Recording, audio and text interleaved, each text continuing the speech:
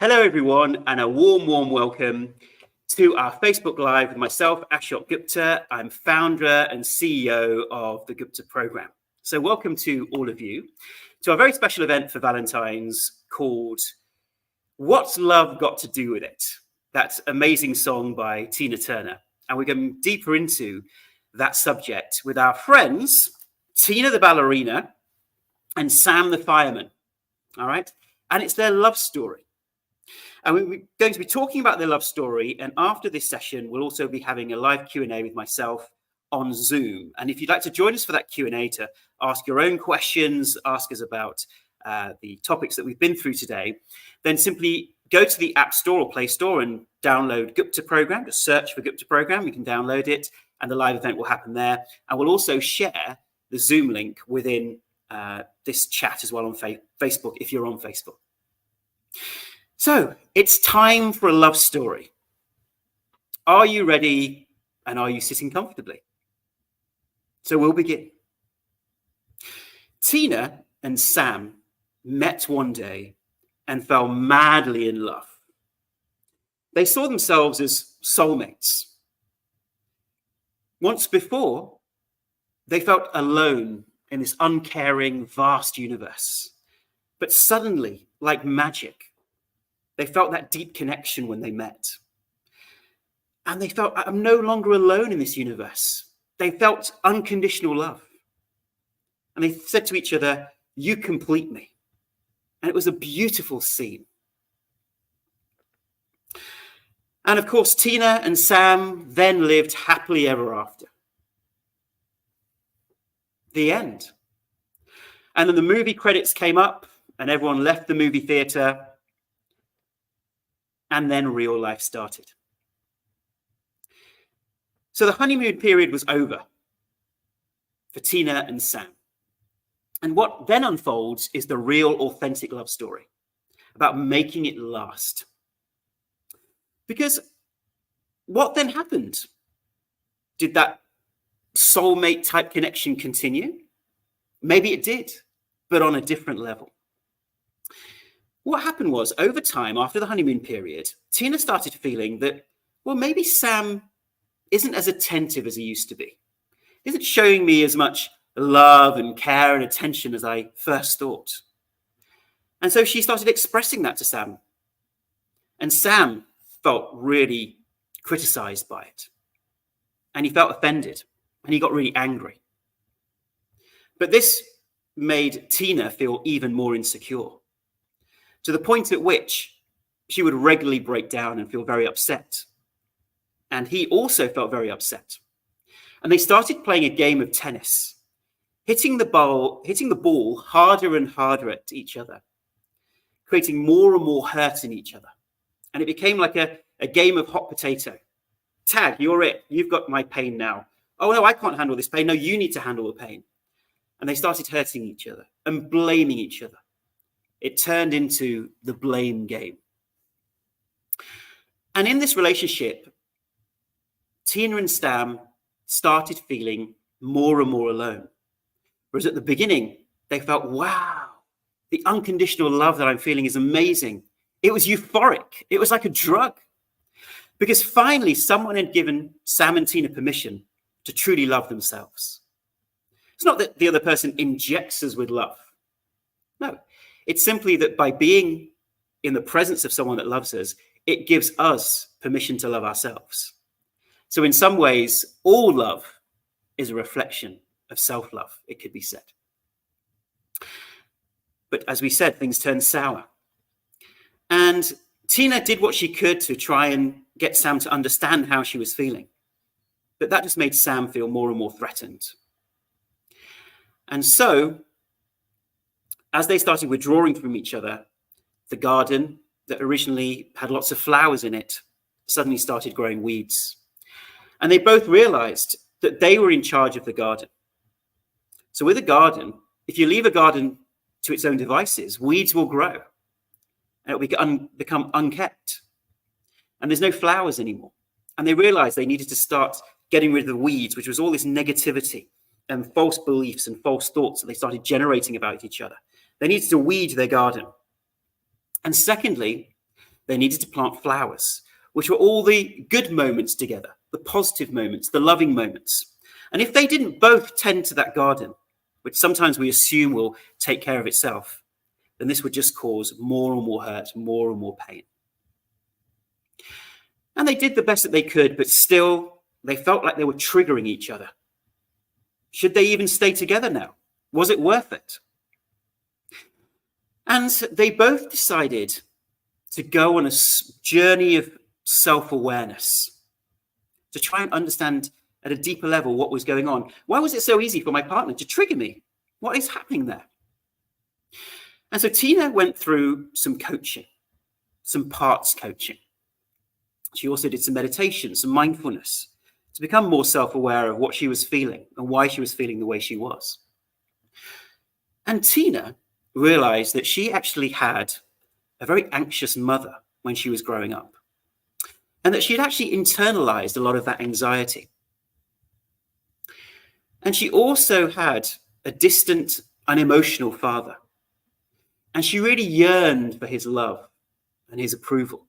Yeah, that more that she tried to gain that from him, then less and less easy it became. So she felt like she really missed out on that father's love. She felt insecure about herself. She thought, am I not lovable?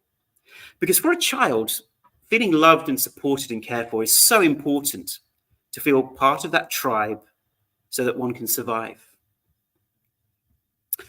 And as she became aware of this, she also realized that as a child, she wasn't allowed to express her emotions. And whenever she would be angry or sad, her mother or her father would say, stop that. Stop being emotional. Stop being angry. Put a smile on your face. Be the good little girl that you're supposed to be. So she learned that expressing her emotions or her feelings was wrong. So she repressed those emotions deep within her and buried them. And this, she found over time, created her nervous system to become more dysregulated. And she often felt she was in that fight or flight mode, which was either feeling angry with a fight, feeling that flight where she wanted to just run away and feel scared and fearful, or even freeze, where she was just frozen with fear sometimes, because those emotions had got stuck and stored up within her. And then over time, she realized through her work that she was experiencing something called anxious attachment, which meant that when she was in a relationship with Sam, she would constantly feel anxious about how he may be feeling about her. And even if he would say he loved her, she wouldn't believe it. Something inside her would tell her, no, he doesn't. And she would become hypervigilant, looking at all his behaviors and seeing clues as to why he doesn't love her. Because that's what she experienced as a child. So if my father couldn't love me or my mother couldn't love me, how could this person love me? It can't be true. It can't be real. And it turned out that Sam had become a proxy for her father. And whatever emotions and sadness and anger she felt towards her father were now being superimposed upon Sam. And the more she wanted Sam's love, the more he withdrew. And Sam also went along his journey of self-discovery. And as a child, he realized that he was actually brought up in a family where his mother was very dominant and controlling. So he felt very subdued as a child. He often would experience criticism, maybe even physical hitting. And as a child would zone out.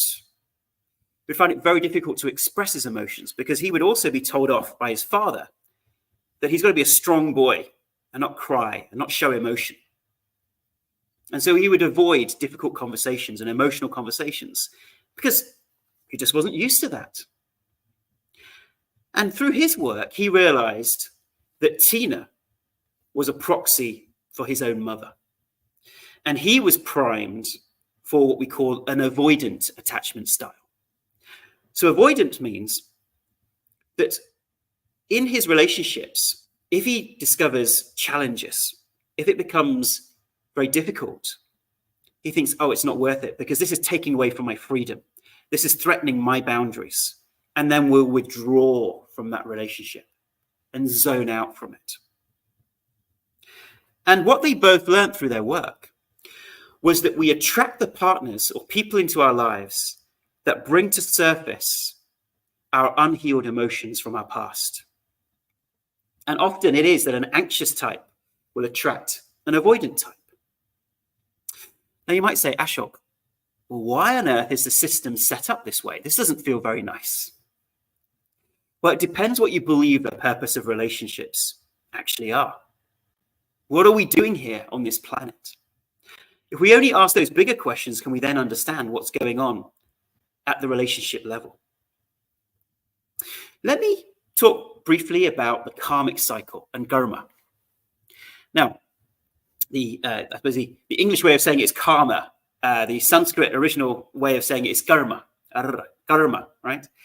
And when we think of karma, we often think of punishment, that you do something to somebody else and you will receive it. As you sow, so shall you reap. And that's our traditional view of what karma actually is. But actually, this is a very small part of what karma is. It's a Western interpretation of karma. And karma is far more broad-ranging than that. And what karma actually is, and the word karma itself has a dual meaning. So it actually means both action and the consequences of action and the seeds of action. So let me give you an example of this. Let's say karma is a seed. Now you plant that seed and you water it and it grows into a beautiful tree and it bears fruit. And those fruits have seeds that fall to the ground that then creates another tree. And so on and so on. And that is the karmic cycle. And traditionally we think, well, if I did something to someone, I will receive that back. But as we said, it's far more broad ranging. It's actually about every action that we take. In this way, every action has a consequence and is imperfect in some way and affects people in a certain way. Yeah. And what makes us plant more seeds? What makes the karmic cycle continue? Well, in situations, if we react to people in situations unconsciously with raw emotion, according to our past, that sows more seeds. Okay, so let's be very clear. There are two ways that the karmic cycle continues, and we keep getting the same things again and again in life. Women often say, I'll keep attracting the wrong kind of man. What is that karmic cycle? It is that if you react unconsciously with raw emotion, according to our past reactions, then you plant more seeds. And secondly, if we repress those emotions and don't work through them, that also creates the seeds of karma. The seeds, the fruit, the seeds, the fruit, the seeds, the fruit. And how do you break that cycle of seeding? Well, the karmic system is set up to give you an opportunity to re-experience a similar type of event and choose again. Choose how you want to be in relation to that event, that person, or the situation. So let's bring back Tina and Sam, and let's see how that is relevant to Tina and Sam's situation. So Tina re-experiences those childhood triggers to bring to her awareness the hurt, the pain, the negative beliefs about herself, the low self-esteem, so that she can choose again who she chooses to be.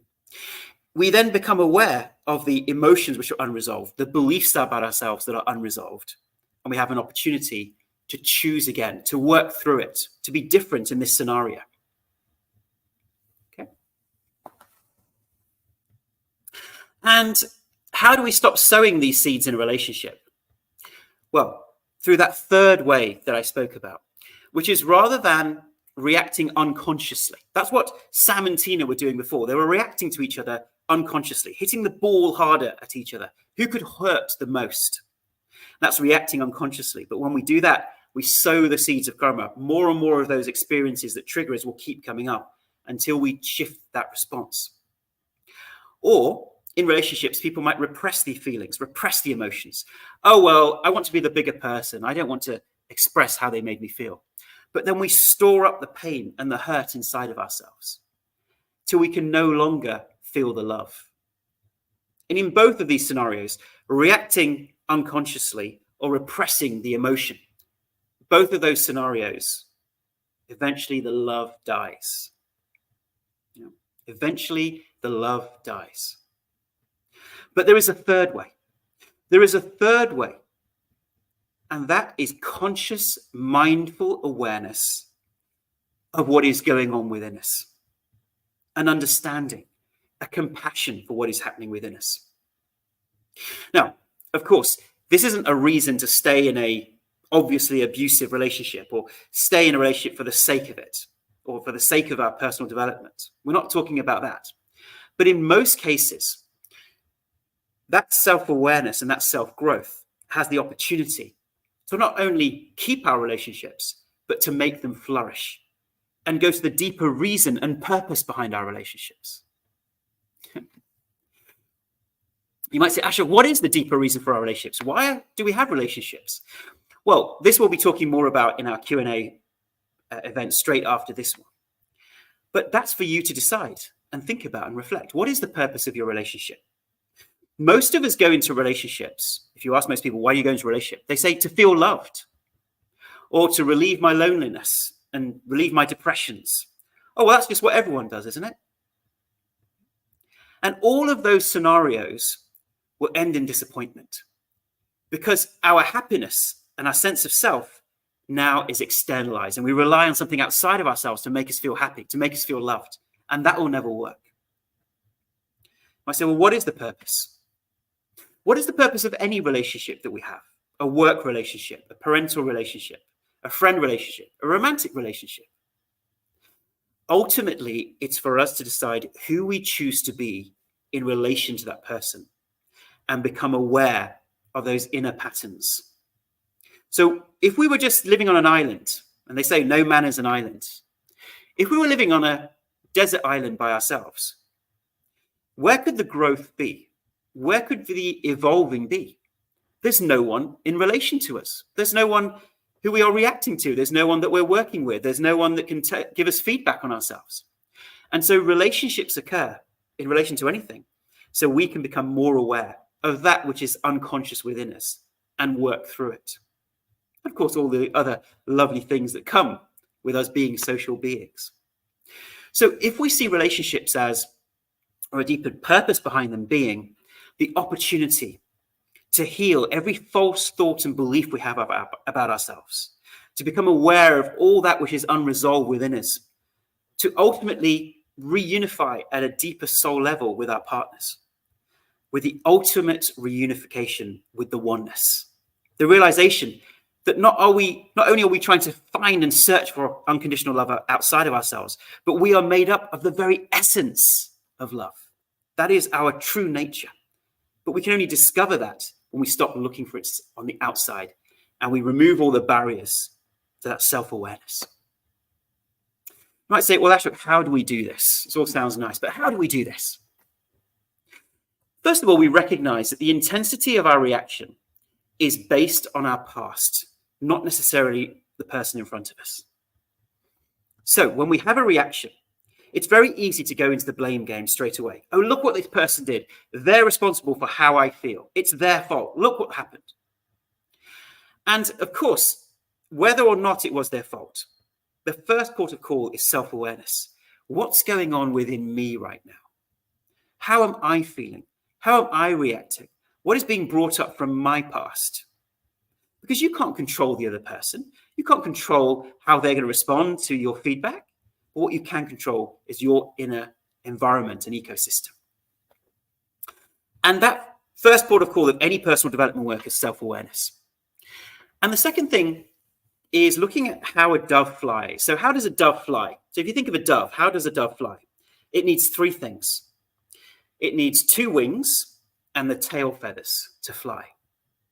And in terms of those 2 wings, when we look at any kind of personal development, in the Western model, it's more a cognitive psychotherapeutic environment where we're going into talking therapies.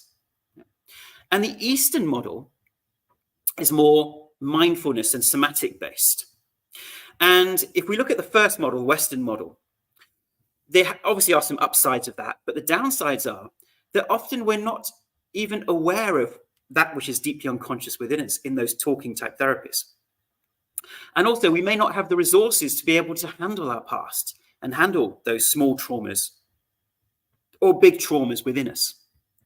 So these can often become difficult to connect to. And we also don't take account of the somatic work, which is that the repression of all those emotions has got stored in our physical body. And that also needs to be looked at and addressed, and is a path and a route towards healing. And that's where a perfect complement is the right-hand wing, which is the more mindful approach. This is mindfulness, meditation, breathing techniques, vagus nerve techniques. There's so many different names given to this, but essentially the deep relaxation techniques that take us inwards. And in terms of somatic techniques, they're often seen as Western techniques, but in fact, somatic work, somatic techniques is very much an Eastern thought. And in fact, the practices of yoga and breathing were all to bring us awareness back into our bodies.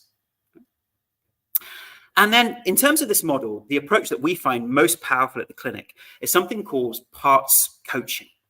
And it's based on and built upon the work of the brilliant work of Richard Schwartz from Internal Family Systems. And we've built upon that. And in this scenario, Tina and Sam go through that parts coaching. And what is parts coaching? Parts coaching is the idea that we aren't just one mono mind or one personality, but we have different parts of our personality. And we've got now 10 or 15 different puppets that represent all these different survival strategies, all these different parts of our personality that all are doing the things that they think is right for us. Okay. So we have these parts of us, and these parts are then dominating our personality from time to time, and then causing some of the challenges that we face. But it's not out of malice. It's because they deeply love us and want to do what's best for us. But now it's time to update them with new information. So parts coaching is very powerful, and that's the left-hand wing. And the right-hand wing, once again, is the breathing, the meditation, the somatic work that supports that. And we incorporate all of that within the Gupta program as well. So where does that leave Tina and Sam? I'm sure you want them back on camera now, hey? So Tina and Sam may choose for their relationship to become what they call a sadhana. Now, sadhana is, once again, a Sanskrit word which means spiritual practice. Whereas before, the purpose of a relationship may have been, I need someone to love me, to take care of me, to fill in some gap within me. I need you to complete me. But that will never work. One of my favorite quotes from Neil Donald Walsh: the purpose of a relationship is not to find someone who completes you, but find someone with whom you can share your completeness. Because as Sam and Tina discovered, the other person can never complete us. They can never be responsible for our happiness. It will never work. And yet, that is the main reason most people go into relationships. So they decide to make their relationship a sadhana. And sadhana means a spiritual practice. Just like you have yoga as a spiritual practice, it's a discipline for you to go inwards and be aware and grow and self-develop. And in a similar way, they see their relationship and the garden that they grow together as a practice, a spiritual practice. And they work together on their reactions and their reactivity. And now there's something even more beautiful. The three key principles, I believe, in parts coaching that are most healing. The three core principles. See, normally when Tina and Sam were arguing, they were arguing from the childlike level. So as adults, they met, they converse, but when they trigger each other, it's their childlike parts that come out. Those parts within them that were created during childhood, that felt that anger, that fear, and weren't able to express it, and felt those negative beliefs, the childlike parts come. And don't you often feel like that sometimes in a relationship, the other person can just make you feel like a child? And it's quite amazing how that works. And that's what's happening. That because they're a proxy for your mother or father, they're triggering those unresolved wounds. And so the first principle is becoming more aware of our own inner child and our own inner parts. That's the first principle. And that can take us a great way forward, because when we become aware of that, we recognize that this person in my life has just become a trigger of self-awareness. They say you've been sent nothing but angels, and yet it doesn't feel like that, does it? The second principle, the vital principle, is to move from conflict to compassion, is becoming aware of the other person's inner child. Now, bear with me on this. We become aware of our own inner child, and that takes a certain level. But imagine if we could feel compassion for the other person's inner child. Now, what that means is, normally when we'd argue with someone, we think, well, they should just know. They should just have the resources to deal with this. Why are they not behaving like an adult? But once we become aware that, look at my dear partner, they've also gone through that wounding. They also have an inner child within them. And it's now something that I can become aware of. It's their responsibility to heal their own inner child, but I can support them in that. And the reason this is so powerful is because when we see an adult, we expect a certain level of behavior, a certain level of awareness from them. But with children, we have compassion. Like if a small little child comes and cries or comes and, I don't know, pushes you, you don't take that personally. No, it's just a child. They didn't know better. And in a similar way, when we become aware of the other person's inner child, it can really nurture compassion within us for them and what they're going through. And the third level, which is just so incredible and beautiful, is having awareness and compassion for your parents' inner parts and your parents' inner childs. And that may not be something that we have the resources for initially. But when we do that and we look at the ancestral line, we complete the circle. And we see the chain of events that has got us to this moment, this present moment right now. That our parents had their own inner child, their own inner woundings potentially, that made them behave in a certain way, that passed that on to this generation, and then made Tina have those consequences in terms of her relationships with Sam. And that might be passed on to that generation and that generation. And at some point in time, someone in that generational line says, stop, deep breath in. It's time to break the chain. Break those chains of love, in the words of Erasure. So how does this love story end? Should Tina and Sam stay together and work on this? Or should they go in a different direction? That is up to them. And that is both the beauty and the madness of life. That is a mystery. Because you decide, you write the next chapter. In many cases, Sam and Tina stay together. And they're able to work on all of this. And it becomes a beautiful journey of self-development and self-awareness. Or it could be that they find that their arguments are just too toxic right now. And they need to go their separate ways and work on themselves in their own way. Because it's just too triggering being in the relationship at the same time. But in every scenario, it's about taking that conscious journey. And that is the spice of life. That is the real work. To heal the false thoughts about yourself, the false beliefs and systems of our parts, and journey to our authentic self, authentic love, with the ultimate reunion with the oneness. So I hope you've enjoyed our story time today with Tina and Sam. And if you've been affected by what we've gone through or need to speak to somebody, we have many coaches at the Gupta program who work on parts coaching and have been trained in that field. And you can find them all on our website at guptaprogram.com, and you can contact our wonderful, loving coaches who are extremely supportive. We also have something called Daily Guptasize, which is through our app, which are daily Zoom calls to support your nervous system and regulation in terms of somatic work, breathing, and meditation. And I'd love for us to be there for you, to help you understand more about this area. We're constantly growing and learning. And it's such a beautiful thing when we see people go into that deep self-awareness of their parts, their inner children, and blossom in self-love. It's the most beautiful journey. And I wish that for you. Whatever journey you take, I wish you lots of love. So now we're going to our Q&A. So please do join us in the Gupta Program app, and our team will also share the Q&A link in the chat there.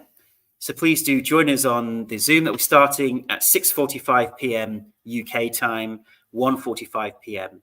Eastern, and we'll answer any questions that you may have.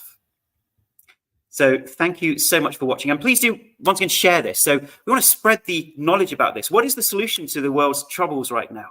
It starts with each individual person. It starts from the roots, from the ground up.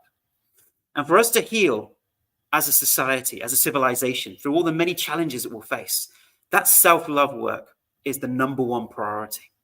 If we don't have love within us, how can we love the world? If we don't have compassion within us, how can we feel compassion for our fellow human beings? So please do spread this knowledge. Please do share this video, perhaps with groups, on YouTube, on Facebook. We want to spread this message far and wide. So we'll now see you on the Q&A. You can join that once again through the Gupta Program app.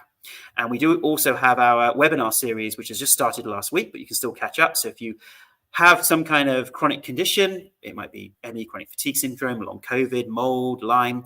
We treat a number of different conditions, and we've got lots of randomized controlled trials to support that. So we'd love for you to take that journey and join us. Thank you so much for watching, and we'll see you next time. Goodbye.